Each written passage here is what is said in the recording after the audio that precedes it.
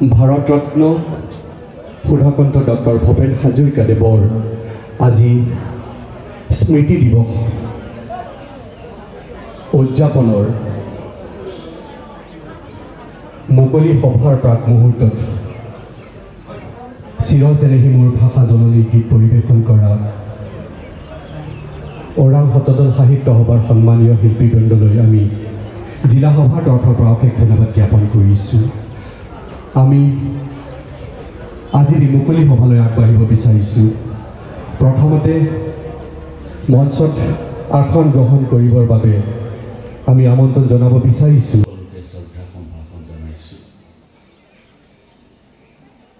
আচলতে আজিৰ দিনটোত কিছু সময় যদি দেৰিলৈকে থাকিব পাৰিলোহেঁতেন মোৰ নিজৰে ভাল লাগিলহেঁতেন, কিন্তু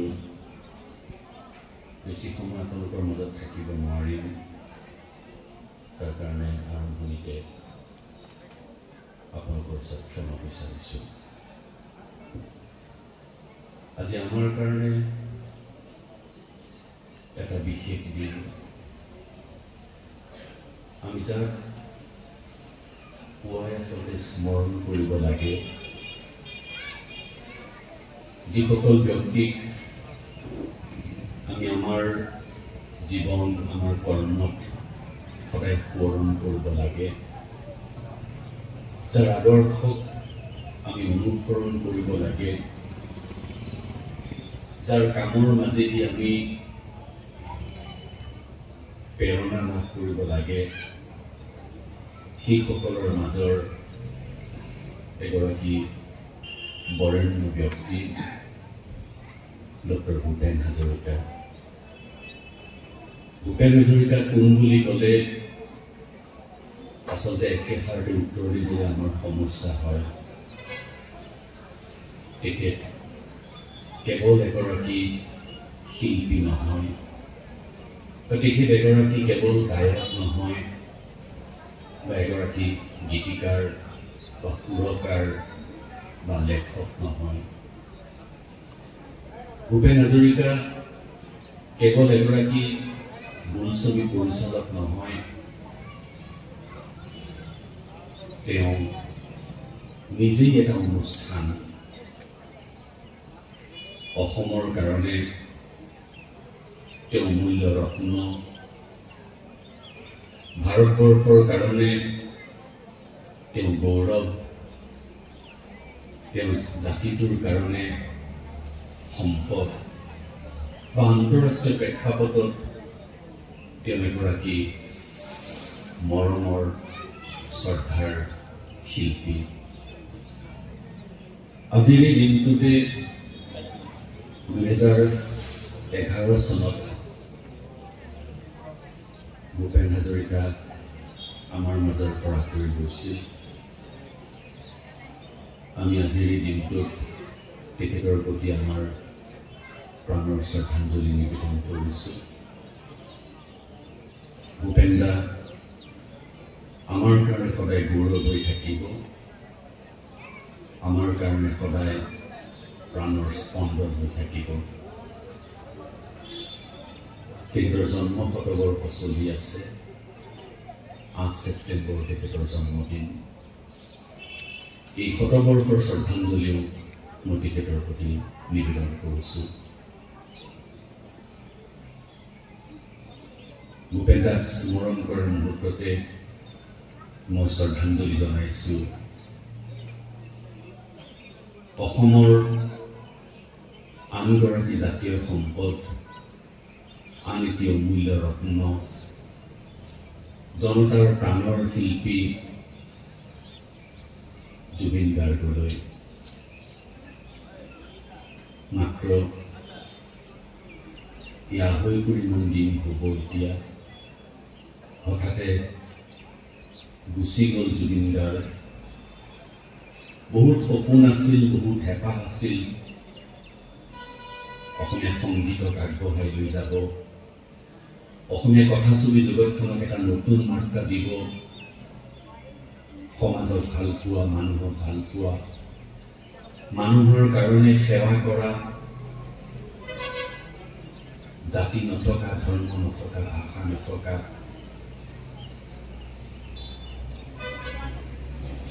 সকলোৰে মৰমৰ শিল্পী জুবিন গাৰ্গক আচলতে আমি যেন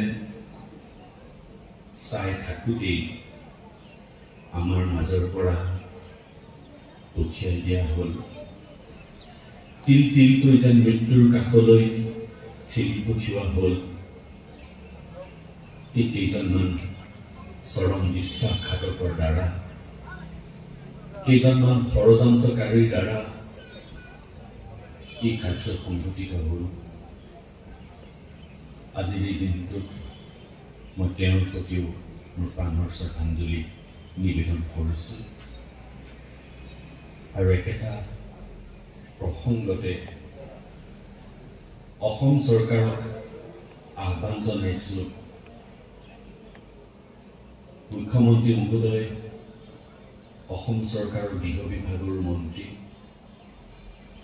এনে কোনো যাতে সুৰুঙা নাৰাখে যাৰ জৰিয়তে জুবিনক লক্ষ লক্ষ জনতাৰ প্ৰাণৰ পৰা কাঢ়ি নিয়াসকলক যাতে কোনো কাৰণত যাতে তেওঁলোকে হাৰি যাব নোৱাৰে, তেওঁলোকক যাতে কঠোৰতকৈ কঠোৰ শাস্তি দিয়া হয়, সেই আহ্বান মই অসম চৰকাৰৰ প্ৰতি জনাইছোঁ। এতিয়া আহোঁ ডক্টৰ ভূপেন হাজৰিকাৰ কথালৈ। ভূপেন দাই নিজেই গাই গৈছে, মোৰ গীতৰ হেজাৰ শ্ৰোতা তোমাক নমস্কাৰ। ভূপেন দাৰ গীতৰ সভাত হেজাৰ শ্ৰোতা হয়। জুবিনৰ গীতৰ সভাথলীত যিধৰণে হাজাৰ হাজাৰ মানুহ সমবেত হৈছিল, একেধৰণে আমি যেতিয়া ভূপেন দাৰ গীত শুনিবলৈ আমি যেতিয়া গৈছিলোঁ, ভূপেন দাৰ গীতৰ সভাটো আমি দেখিছিলোঁ হেজাৰ হেজাৰ শ্ৰোতা। ভূপেন দাক মানুহে ভাল পাইছিল, ভূপেন দাই মানুহক ভাল পাইছিল। ভূপেন দাই কি বিচাৰিছিল? কেৱল মানুহৰ মৰম বিচাৰিছিল। ভূপেন দাই সেইকাৰণে গাইছিল, আকাশী গংগা বিচৰা নাই, নাই বিচৰা স্বৰ্ণ অলংকাৰ, নিষ্ঠুৰ জীৱনৰ সংগ্ৰামত বিচাৰো মৰমৰ মাত এষাৰ। ভূপেন দাই আকাশী গংগা বিচৰা নাছিল, স্বৰ্ণ অলংকাৰ বিচৰা নাছিল, বিচাৰিছিল মৰমৰ এষাৰ মাত। আৰু তাৰ বিনিময়ত ভূপেন দাই আমাক দি গৈছিল কি বিশাল সম্ভাৰ, যাৰ কাৰণে ভূপেন দাক আমি কেৱল শিল্পী বুলি ক'ব নোৱাৰোঁ। ভূপেন দাৰ যিখিনি সৃষ্টি আপোনালোকে চালে দেখা পাব, ভূপেন দাৰ ৰচনাৱলীখিনি গোটেইখিনি যেতিয়া আমি একেলগে হাতত লওঁ, ঠিক এনেধৰণে এটা আকাৰ লয়। ডাঙৰ ডাঙৰ আকাৰৰ কেইবাখনো গ্ৰন্থ হ'লেহে ভূপেন দাৰ ৰচনাৱলীখিনি একেলগে খোপ খায়। ভূপেন দাই কেৱল গীতৰ মাজতে সীমাবদ্ধ থকা নাছিল, খুব ধুনীয়া ধুনীয়া প্ৰবন্ধ লিখিছিল, খুব ধুনীয়া ধুনীয়া কবিতা লিখিছিল। তাত কৈছিল মানুহৰ কথা, সমাজৰ কথা। আজি ভূপেন দাৰ গীতসমূহত আমি সমাজ প্ৰেম দেখা পাইছোঁ। তেওঁৰ প্ৰত্যেকটো গীত আপুনি যেতিয়াই শুনিব, প্ৰত্যেকটো গীতত আপুনি দেখা পাব তেওঁ মানুহৰ কথা কৈছে, সমাজৰ কথা কৈছে।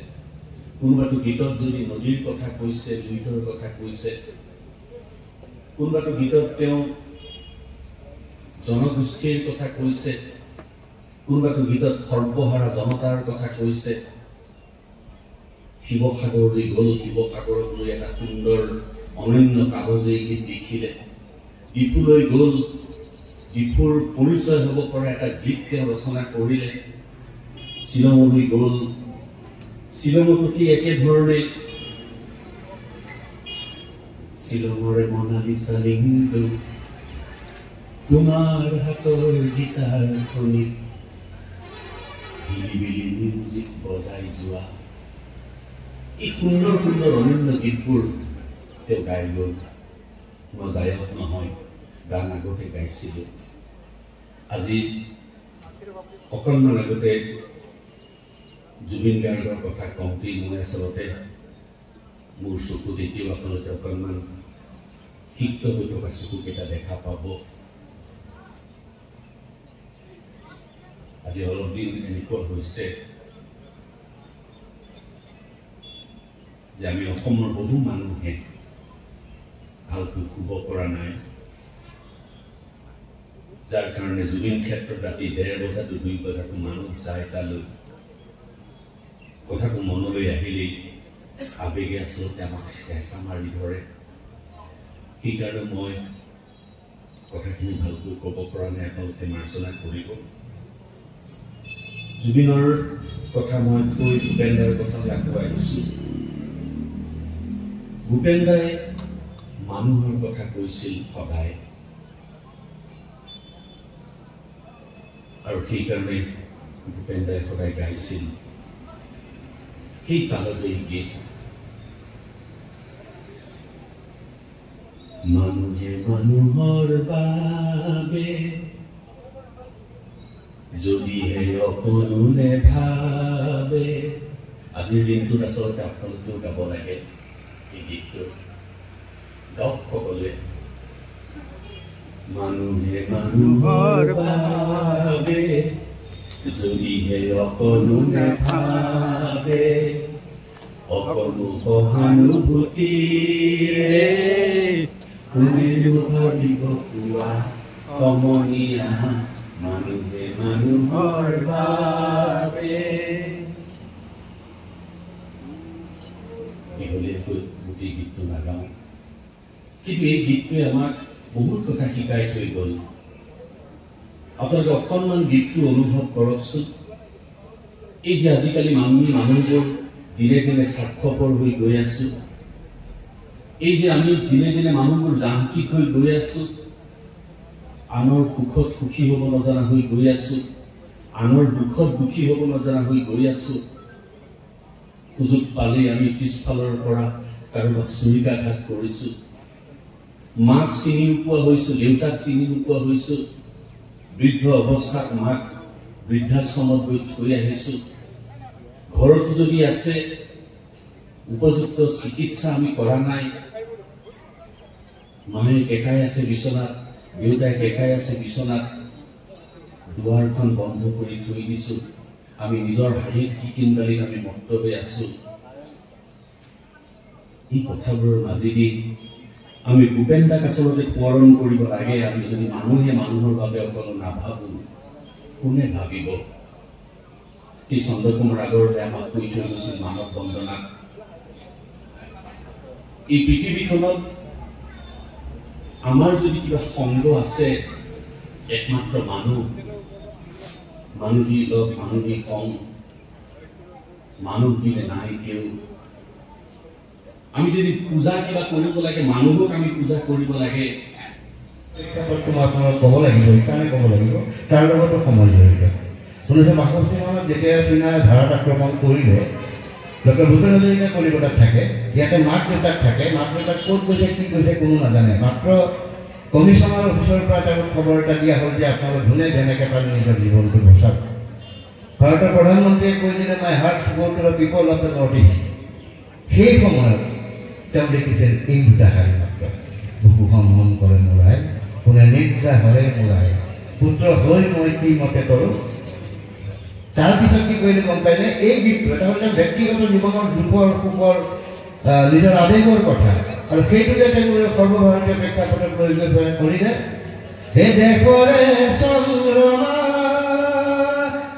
গম পাইছে আপোনালোকে সেইটো বকু হম হম কৰে দিল হুম হুম কৰে বুলি ক'ব পাৰে যি নহয় এই এটা গীতত লোকগীতৰ মাধ্যমেৰে তেওঁ লৈ গৈ সৰ্বভাৰতীয় প্ৰেক্ষাপট পালে সেইটো হ'ল ডক্টৰ ভূপেন হাজৰিকা দুলনিৰ পৰা লুইতৰ পাৰলৈ মাটিত মাতৃ পৰা প্ৰতি ভাৰতীয় হ'ল নতুন ৰূপ প্ৰদৰ্শন আমি সেইভাৱেই থাকিব লাগিব নহ'লে আমাৰ আধাৰ নাই বুলি নিশ্চয় বৰকৈ হৈ যাব এই কথাখিনি কোৱা ব্যক্তিগৰাকী হ'ল ডক্টৰ ভূপেন হাজৰিকা তেওঁ কৈছে মোৰ ৰাইক ভাল পাওঁ বুলিলে আনৰ ৰাইক জানো ঘিণ কৰাটো বুজাব প্ৰতি ভাৰতীয় আমি ভাল ভাৰতীয় তেওঁ কৈ দিয়া কথাখিনিহে মই কৈ আছোঁ মই মোৰ নিজৰ কথা একোৱে কোৱা নাই মই এইকাৰণে কোৱা নাই আজিৰ সময়ত ডক্টৰ ভূপেন হাজৰিকাৰ যদি আমি প্ৰাসংগিকতা বিচাৰি যাওঁ তেতিয়াহ'লে আমি প্ৰতিটো গীতৰ বিশ্লেষণ কৰিব লাগিব চৰ্চা কৰিলে নহ'ব চৰ্চাৰ লগত তাত অধ্যয়ন লাগিব অধ্যয়ন এইকাৰণেই লাগিব যে তেতিয়াহে আমি গম পাম আপোনালোকে এটা শুনিছে যে হে গৌৰী পুৰীয়াৰ গাভৰু দেখিলোঁ হাতী ধৰিবলৈ গৈ কাষত কি কৰিছে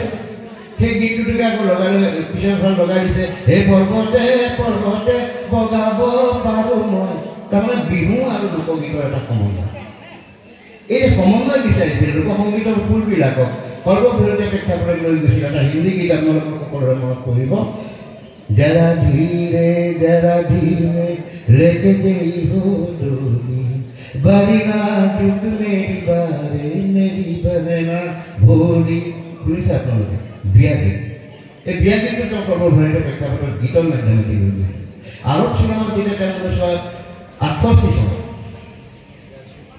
এইকেইটা শেষ কৰি 1968 চনটো অতি গুৰুত্বপূৰ্ণ কথা 1968 চনত আৰৱ তেতিয়া মানে খায়ামৰ পৰা আৰম্ভ কৰি হিন্দী চিনেমাত দগদগাই থকা বহু সংগীত পৰিচালক আছে আৰু আত্মাৰামৰ এখন চিনেমাত ডক্টৰ ভূপেন হাজৰিকাক সংগীত পৰিচালনাৰ দায়িত্ব দিয়া হ'ল আৰৱ চিনেমাখনত আৰু ভূপেন হাজৰিকাই ফুলেৰে সংগীত দিলে সকলোৱে হাঁহিলে কিন্তু সেইখনে সেই বছৰ শ্ৰেষ্ঠ সংগীত পৰিচালকৰ বঁটা লাভ কৰিবৰ কাৰণে সক্ষম হ'ল এইদৰে ডক্টৰ ভূপেন হাজৰিকা কাৰণ 1968 চনত শেষ কৰি 1915 চনত লক্ষ্মীনাথ বেজবৰুৱাই গাইছে যে বাজক বা বাজক কংস বাজক মেডম ফুলখন আকৌ উন্নতি পথত গৈ